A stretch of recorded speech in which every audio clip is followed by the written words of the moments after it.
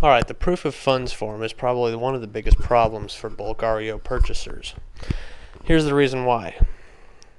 Most of the time, people are not able to provide the information right here, which usually means it's a scam or somebody's trying to get around the system by providing a fake proof of funds so they can get access to a tape, so they can go back on the internet and shop for more buyers, which you're only going to find more brokers who got this. It's a big mess.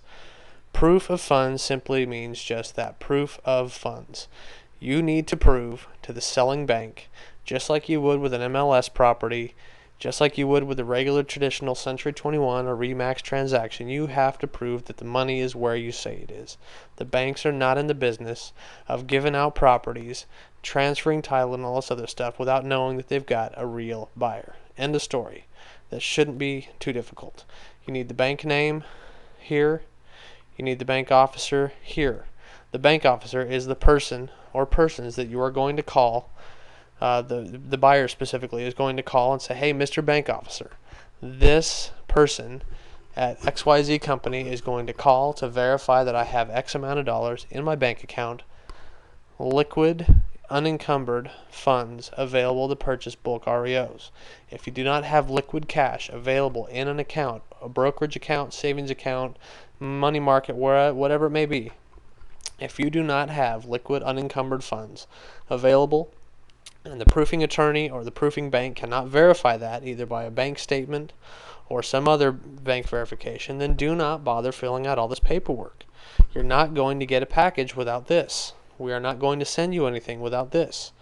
We're not in the habit of sending out tapes to people who are going to be shopping other tapes around. It just becomes a mess. So, send a proof of funds form in. Bank name, bank officer, phone number, email address. Have them sign, we are verifying that our client, Mr. and Mrs. Smith or Mr. Smith's LLC, has X amount of dollars in liquid unencumbered funds available to purchase bulk REOs. The bank officer needs to sign this.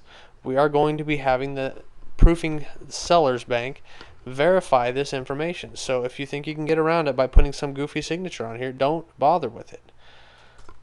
All incomplete applications will not be processed. Okay?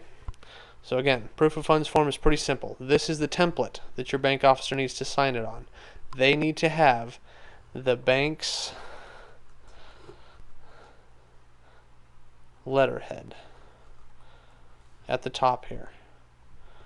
So if this is a Wells Fargo, this needs to have Wells Fargo's information. Usually there's a little address caption here, or a little information where we can reach that. Usually there's a little thing at the bottom saying Wells Fargo Bank, blah blah blah, phone number, email, whatever. This is the documentation that you need. Buyers, you need to coordinate with your bank officer to do this. If you cannot do this, then what you need to do is send in a sanitized bank statement, and that essentially is a bank statement where all of the sensitive account information is highlighted out. If that means you have to go line by line and highlight or black out individual transactions, then go for it. We need to see that there is an actual person who actually has the money, and the money is actually there available as of today, and it needs to be a updated proof of funds letter. It can't be 2, 3, 4, 5 months old. It needs to be this month, preferably in the last week. We are not getting involved with this nonsense anymore. Do not send in a package without a proof of funds form. If you absolutely have to talk to the seller and get verification before you do this, we can arrange that. They can prove to you that they've closed these deals before. Not a problem. But you will have to send in a proof of funds form. That's all I got for now. Thanks.